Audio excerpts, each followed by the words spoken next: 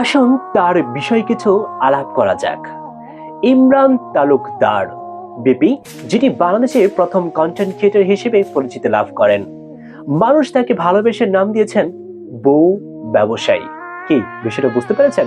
বউ ব্যবসায়ী। তিনি বাংলাদেশের প্রথম বউ দেখিয়ে বিজনেস স্টার্ট করেন। তারপর বউয়ের ট্যালেন্ট দেখে অনেকেই সুনাম অর্জন করেন।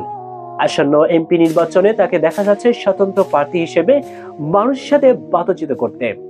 আবার অন্যদিকে তার এক টুকাই বন্ধু মানিক মিয়া তাকে বান্ডেল বান্ডেল টাকা দিয়ে বলছে, এই দিলাম কিছু আর দিমু।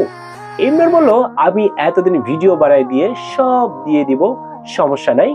এখন কথা হচ্ছে, আসলে কি তিনি নির্বাচন করবেন, নাকি ভিডিও দিয়েও তার বান্ডেল বক্স ভরতে চান, নাকি ভিউ ব্যবসার জন্য আবারও নতুন কোনো প্র্যাঙ্ক ভিডিও?